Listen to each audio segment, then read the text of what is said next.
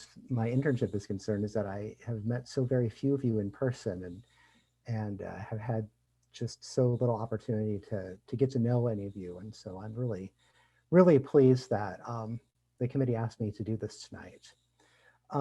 So I want to talk a little bit tonight about the last year in my life. And I thought about this for a while, and I decided that I really wanted to talk about three different areas. One is my family, another is school, and then a third is the ministry that I've been involved with. So, like Nan said, Christine and I have four daughters, say 8, 10, 13, and 16. And, they keep us busy. And, one of the interesting things about the last year is that last spring, right before spring break, my wife decided, her parents winter in, they always spend like a month in Florida. And so she decided that she wanted to take the kids down there. And so they went down there last March, and it was literally the week before everything just shut down. And it was, they were in Orlando, and so they're going to Universal Studios and they're going to the Disney parks, and there are no lines anywhere, and she would call me because I was here because I had class and I couldn't get out of it. Because we were still actually meeting in person at the time. And, just those conversations got weirder and weirder as the week went on. And, we started to have some really serious conversations about, do you think you're going to be able to get back the way you planned? Or, because they were planning on flying back, and, they didn't have a car down there. So, just sort of making these plans, and it was just a really weird time. And then they came back on Saturday, and I think it was that afternoon or the next day where they school got called off basically for the rest of the spring. And so all of a sudden, our oldest daughter has been doing an online curriculum for the last year or so. And so she was home anyway, but now all of a sudden we had 3 more kids at home. And my wife works from home. So, that was a real challenge for us, because all of a sudden now we're being thrown into the distance learning. And, how kids are. I mean, they, wander in every 10 minutes and they would like something from you. And so it was a real, for my wife, it was a real challenge to be able to, continue to work and stay focused on the business that she co-owns. She's the co-owner of a software company that provides software for childcare and adult care daycare centers. And the homeschooling was really challenging. I'm sure that you'll hear this from other people, especially parents, over the next few weeks. But I feel I have a lot of respect for teachers, and I did already. Nan said I spent about half of my childhood growing up on a family farm, but my parents are actually career educators, and my dad took a break in the middle of that to get into farming after my grandpa retired. And so I am probably the only person you'll ever meet who grew up on a farm and whose parents have 3 graduate degrees between the 2 of them. And my dad worked in special education for 25, 30 years, and my mom was a school librarian for 40. I've got, 5 aunts that taught and 3 uncles that taught. I mean, I had a lot of respect for teachers already, but, watching them get thrown into this, and have to try to use technology for things that it really wasn't designed to do, it was, I really even came to respect teachers a lot more. And it was interesting watching our kids, because what was really clear was the younger that you got, the more challenging homeschooling was for all of us. My oldest daughter, she was in 7th grade at the time, and she did just fine with it. Our then 4th grader got the hang of it pretty quickly, but our then 1st grader, it basically came down to, okay, we're going to try to get you to do schoolwork for an hour in the morning and an hour in the afternoon. And after that, she was just so frustrated, um, because you just can't recreate that first grade classroom, in your own house when it's, just you and your sisters and your parents. Um, so yeah, and one of the best things, I mean, one of the memories that we've got, all my wife and I and our youngest daughters, on the last day of school, her teacher came and read to her at the end of the driveway. And she was just so thrilled to have that human contact. Um, the other thing I would say, that for our family is that, uh, we basically sort of had the plug pulled on every activity that we had going on. And we were really, in retrospect, we realized we were actually pretty highly scheduled between volleyball and music and dance and driving lessons, and music related stuff. It was kind of crazy. And one of the things that Christine and I have really appreciated about this time, because we certainly have tried to look for some of the silver linings, is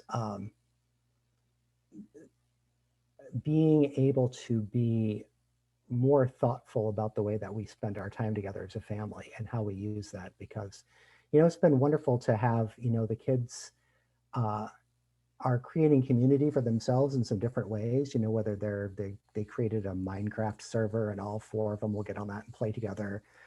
They do board games and Play-Doh and all kinds of some really neat stuff. And then we're, as a larger family, doing board games and, cooking together and things like that. And it's just, that has pulled us together in a way that I don't think would have happened without this. I want to switch to my schooling at Luther Seminary. And I remember going back for the spring semester, and that started in the middle of February. And there was a really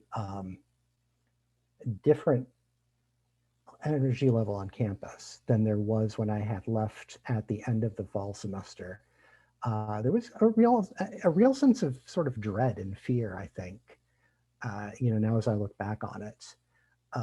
Just not much energy. I think people were pretty worried about what was developing. And I remember my last day in the classroom, um, and just kind of walking out and thinking, am I going to be here next week? And of course, the answer to that was no. And everything just moved so quickly. That was what was really disconcerting about it was, you're in class one week and the next week, everything has been moved to Zoom. And again, the teachers were fabulous with that. We have a lot of distance learning students at Luther. Probably about a third of the students don't live in the Twin Cities. And so there's a lot that they were already doing virtually. And so I think that really helped us a lot. But the things that I really miss from being on campus, first is the chapel service that they have every day. They have about a half an hour chapel service. And I really found that my prayer life got thrown off because that was such a central part to it. And I still miss it. They do it online, but they only do it a couple times a week. And it's very different. I mean, to not be in that space. And then it's all the side conversations that you have with people where you really develop relationships and build community. The thing that I think is I really especially miss from that is the lunchtime. Um, Most of the people who are the distance learners are a lot like me in the sense that they're second career people and they're older. The people who tend to be on campus, I am at the older end of that crowd. They tend to be 15 to 20 years younger than me. And so I really enjoyed having lunch with a group of 12 to 15 folks where I was practically the oldest person in the crowd, just because I was learning so much about the generation behind me, and that. has basically stopped now. And then just jumping to some of the ministry work that I've done, just huge changes at my home congregation. Up until the spring, I was really involved with music and with pastoral care, and pastoral care just changed completely. A lot of it for us had been doing Eucharistic visiting and bringing community people in their homes, and obviously that completely went by the wayside.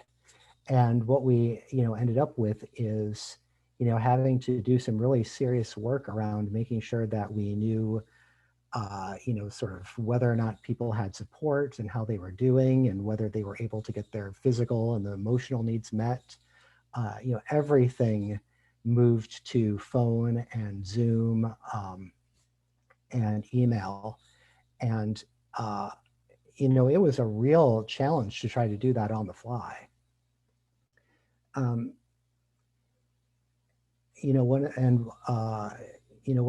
we had to come up with all sorts of new ways of doing things, one of the things that I remember was setting up an Amazon account for the parish so that we could order things for people, in case there was somebody who ended up with COVID and wasn't able to go out and didn't have access to, the internet or just, wasn't able to get things ordered for whatever reason. And it really changed my internship and my formation experiences. I was expecting, looking forward to being able to do a lot around in-person worship and learning a lot of the nuts and bolts of, Sunday morning Eucharist and all these other things that you would normally do, and you would meet people and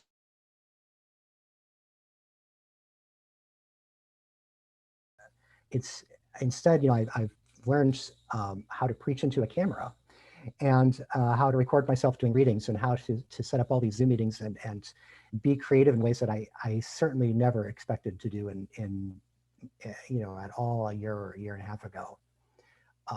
But the positive thing about it is that I'm able to be involved in so many things.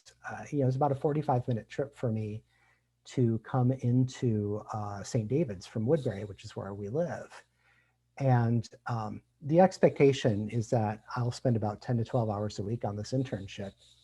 And I remember talking to some of my colleagues last year who had done internships. And, one of my colleagues said, by the time I do Sunday morning worship and I go to the staff meeting, I basically have time for about one other thing a week. And so I've really enjoyed being able to get involved in so many things because doing things virtually means there's no travel time for me.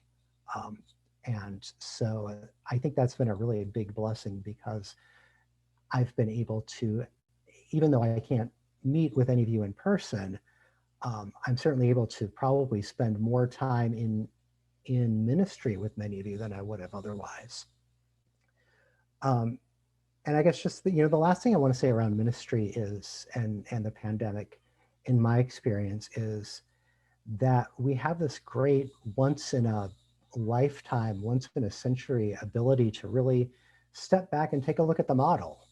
A couple of years ago, if somebody said, hey, we should take a look at everything we do and think about whether or not we should be doing it or not, or whether we should change it or whether it works for us. We're also invested in the things we do that, people would have said that, Aaron, you're nuts. But we have this great opportunity to really take some time and listen to what the Spirit might be saying to us about what's important and what is meaningful to us in our lives as Christians and our lives as a faith community together. So with that, I'm going to stop and I'm going to turn it back over to Nan. And I think maybe we've got a little bit of question and answer time here.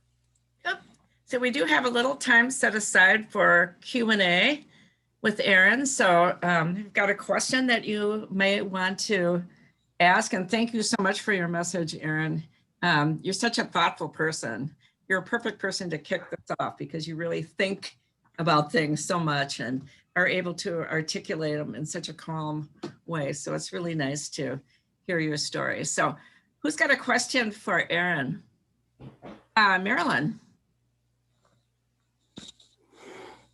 How do your kids feel about you becoming an Episcopal priest? That's a great question. I'm not sure that they've quite figured out how they feel about it yet, to be perfectly honest with you. They understand. I think the thing that they find really funny is that Dad went back to school. And so, I'm sort of in a corner here of our, we've got kind of an open floor plan. So I'm guessing I'm in a corner of the house, for lack of a better way of putting it. And so, they'll be out doing, their stuff, and I'll be out here typing away or reading or whatever. And they're really kind of amused by that.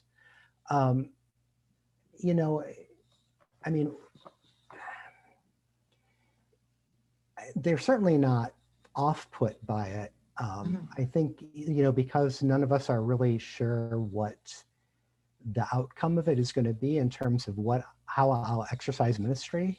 I think when that becomes more concrete, then they'll have a better sense of sort of being able to think about it in a way that will really connect with them.